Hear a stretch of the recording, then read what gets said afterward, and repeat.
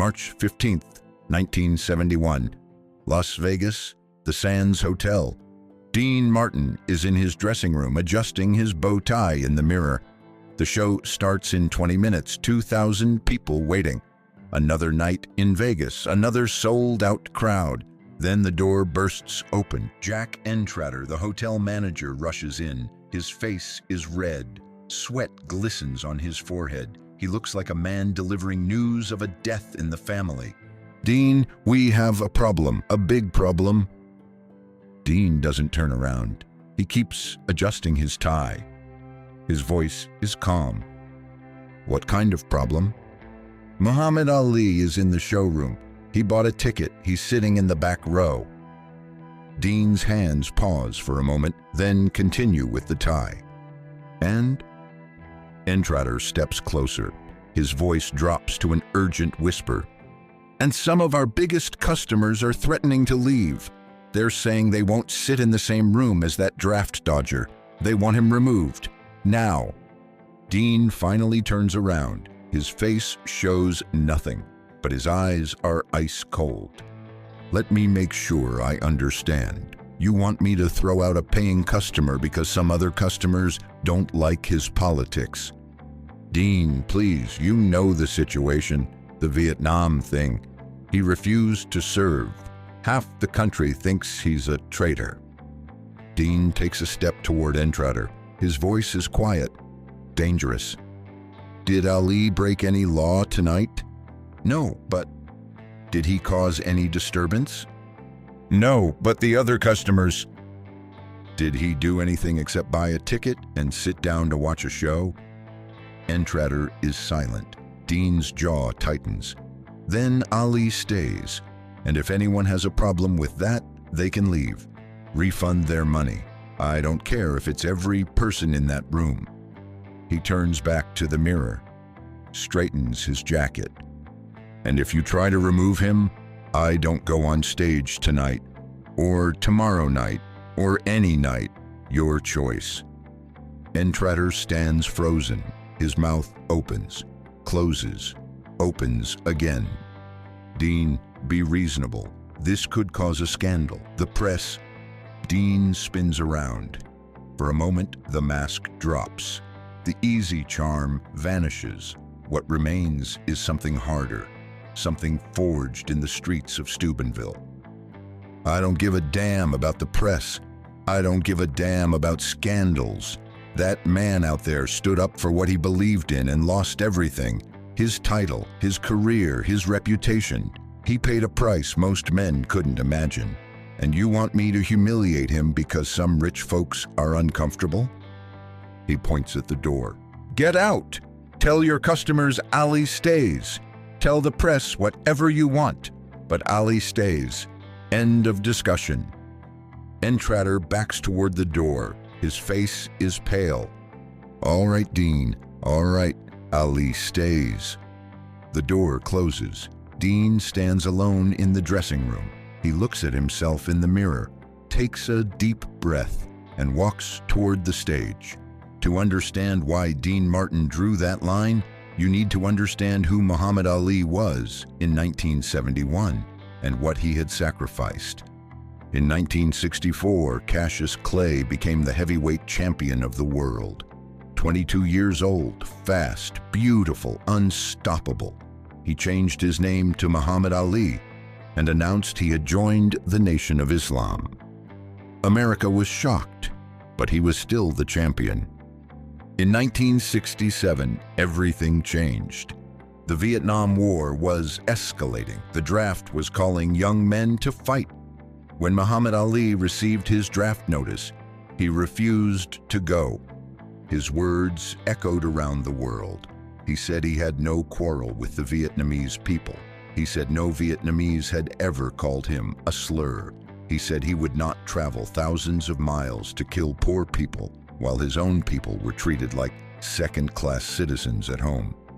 The reaction was immediate and brutal.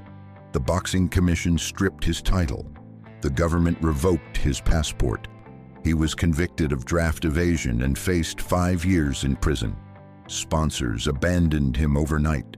Venues refused to book his fights. Friends who once celebrated him now crossed the street to avoid him. Muhammad Ali went from being the most famous athlete in the world to being a man without a country, without a career, without a future. For 3 years, he couldn't fight. He couldn't travel. He couldn't earn a living doing the only thing he knew how to do. He gave speeches at colleges for small fees. He watched other men wear the belt that should have been his. By 1971, the Supreme Court had overturned his conviction. He was legally free, but socially, he was still a pariah. Half of America still saw him as a traitor. Half of America still wanted him to suffer. That's the man who walked into the Sands Hotel on March 15, 1971. Not the champion, not the greatest, just a man who wanted to watch a show. A man who was tired of being hated for standing by his principles. Here's what nobody knew about that night. Ali almost didn't come. He had been in Las Vegas for a meeting with promoters about upcoming fights. The meeting ran late. He was exhausted. He was going to go straight to his hotel and sleep. But he saw the marquee outside the Sands. Dean Martin, tonight only.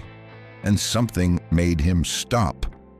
Ali had always admired Dean Martin, not for the singing or the movies, for the cool, the way Dean moved through the world like nothing could touch him, the way he made everything look easy.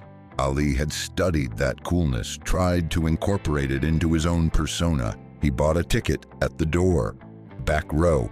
He just wanted to sit in the dark and watch someone who had figured out how to be at peace with the world. He didn't expect what happened next. Dean Martin walked onto the stage at 9 p.m. sharp. The spotlight hit him. The band started playing. The crowd applauded. Another night in Vegas. Dean went through his opening numbers. The jokes landed. The songs soared. The bourbon glass was in his hand, the cigarette between his fingers. The king of cool at work. But something was different tonight. Dean kept glancing toward the back of the room, toward the tall figure sitting alone in the shadows. Halfway through the show, Dean stopped between songs. He set down his bourbon. He looked out at the audience. "Ladies and gentlemen, I need to take a moment here." The room went quiet. This wasn't part of the usual routine. "We have a very special guest with us tonight, a man I've admired for years, not for his athletic ability, though God knows that's remarkable, but for something rarer, something most people don't have." He paused. Let the silence build. "Courage, real courage, the kind that costs you everything." Dean pointed toward the back of the room. 3 years ago, this man was the heavyweight champion of the world. He had everything. Fame, fortune, a future brighter than any of ours. And he gave it all up. Not for money, not for fame, for a principle, for something he believed in. The spotlight operator, catching Dean's signal, swung the beam toward the back row. Muhammad Ali sat illuminated in the white light. His face showed surprise, then something deeper, emotion he rarely let anyone see. You can agree with him or disagree with him, that's your right, but you cannot deny this. That man had the courage to stand alone when the whole world turned against him. That's not politics, that's character. Dean started clapping, alone. The sound echoed in the silent room. 1 second, 2 seconds, 3. Then a woman in the front row stood up and joined him. Then a man beside her. Then another. Then another. Within 30 seconds, the entire room was on its feet. 2,000 people applauding Muhammad Ali. Some of them the same people who had wanted him thrown out an hour earlier. Ali stood slowly. His eyes were glistening. He placed his hand over his heart, bowed slightly toward Dean. The applause grew louder. Dean raised his bourbon glass in a silent toast, then turned back to the microphone. All right, settle down. The champ came here to see a show, not to make one. Let's give him what he paid for." The spotlight swung back to Dean. The show continued, but something had shifted in the room. Something intangible, but real. After the show, Ali made his way backstage. The security guard tried to stop him, but Dean had left instructions. Let him through. Ali found Dean in his dressing room, loosening his bow tie, bourbon in hand. Their eyes met in the mirror. "You didn't have to do that." Ali's voice was quiet, stripped of the usual showmanship. Dean turned around, shrugged. "Do what?" "You know what? The spotlight, the speech, standing up for me in front of all those people who hate me." Dean took a sip of bourbon, set the glass down. "I didn't stand up for you. I stood up for something I believe in." Ali frowned. "What's that?" "That a man who does what he thinks is right deserves respect, even if you disagree with him, especially if you disagree with him." Dean loosened his collar. "I don't know if you were right about Vietnam. That's above my pay grade. But I know you did what you believed, and you paid for it. That's enough for me." Ali was silent for a moment, processing. "Most people don't see it that way. Most people see a traitor, a coward." Dean laughed, a short, sharp sound. "A coward? You gave up millions of dollars. You gave up your title. You faced prison. You stood alone against the whole country." He shook his head. "That's not cowardice. That's the opposite of cowardice. That's the kind of courage most people only pretend to have."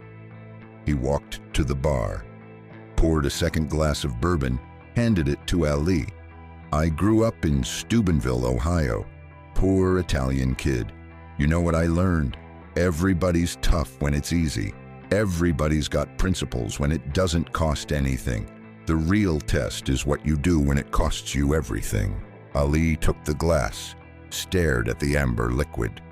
"You could have gotten in trouble tonight. Bad press, lost customers, people boycotting your shows." Dean raised his glass. "Maybe. Probably not. But even if they did, so what? I've got more money than I can spend. I've got more fame than I need. What I don't have is unlimited time to look at myself in the mirror, and I need to like what I see." They clinked glasses, drank in silence. Ali set his glass down. His voice was different now, younger somehow, more vulnerable. "Can I ask you something?" "Shoot." "How do you do it? How do you stay so calm, so cool? When people attack you, when things go wrong, you just shrug like nothing can touch you." Dean smiled, that famous easy smile. "You want to know the secret?" Ali nodded. "There is no secret. I just decided a long time ago that other people's opinions are their business, not mine. I can't control what they think. I can only control what I do." He sat down on the couch, gestured for Ali to join him. "You're the heavyweight champion of the world. Or you were. You'll be again. But that's not who you are. Titles come and go. Belts come and go. What stays is what you do when no one's watching, what you stand for when it costs you." Dean leaned forward. "You stood for something. You lost everything. And you didn't break. You didn't apologize. You didn't back down." He pointed at Ali's chest. "That's who you are. Not the belt, not the fame, that..." Ali was quiet for a long moment. When he spoke, his voice was thick. "You know what's funny? I've had managers, trainers, promoters, hundreds of people telling me what to do, how to think, how to act. Everybody's got an opinion. Everybody wants something. But no one's ever said anything like what you just said. No one's ever just seen me." Dean nodded slowly. He understood. He knew what it was like to be famous and invisible at the same time, to have everyone know your name and no one know your heart. That's the price of fame, champ. Everybody sees the show. Nobody sees the man. Dean shrugged. "Maybe they were too busy trying to get something from you. You don't need anything from you. I'm just telling you what I see." Ali stood up. extended his hand. Dean shook it. "Thank you, Dean, not just for tonight, for seeing me, the real me." Dean walked him to the door. "Champ, the real you is the only one worth seeing. The rest is just show business." At the door, Ali paused, turned back. "One more thing, that speech you gave about courage, did you mean it?" Dean's face was serious for once. "Every word." Ali nodded, walked out into the Vegas night. What happened after that night is history. Muhammad Ali went on to reclaim his title. He fought Joe Frazier. He fought George Foreman in the Rumble in the Jungle. He became not just a champion again, but a symbol, an icon, one of the most beloved figures in sports history. The same people who hated him in 1971 were celebrating him by 1975. The same country that called him a traitor gave him the Presidential Medal of Freedom. History proved him right about Vietnam. History remembered his courage. Dean Martin never talked about that night at the Sands. When reporters asked about his relationship with Ali, he would just shrug. That famous shrug. "We had a drink once, nice kid, hell of a fighter." But Ali talked about it. In interviews over the years, he would sometimes mention a night in Las Vegas when he was at his lowest, when a man he barely knew stood up for him in front of a hostile crowd. Dean Martin taught me something that night. He taught me that cool isn't about not caring, it's about caring about the right things and having the guts to show it. There is a lesson in this story. Courage isn't always loud. Sometimes it's a quiet word in a dressing room. Sometimes it's a decision made when no one's watching. Sometimes it's simply refusing to participate in cruelty. Dean Martin wasn't a political man. He didn't give speeches about civil rights or war or justice. But when the moment came, he knew what to do. He knew that a man's dignity is not negotiable. He knew that principles only matter when they cost you something. Ali stays or I go. 5 words. That's all it took. 5 words spoken in a dressing room before a show. 5 words that told the world who Dean Martin really was beneath the bourbon and the easy smile and the effortless cool. Not the king of cool, not the entertainer, not the legend, just a man from Steubenville who knew right from wrong and wasn't afraid to act on it when it mattered most. This is Dean Martin, the untold legacy. Let me know in the comments. Would you have had the courage to stand up like Dean did? Sometimes one moment defines who we really are. If this story moved you, hit that like button. Share it with someone who needs to hear that doing the right thing is always worth the cost. And make sure you're subscribed, because in our next video, we reveal the night Dean Martin saved Judy Garland with a single phone call. Until then, keep swinging, Polly.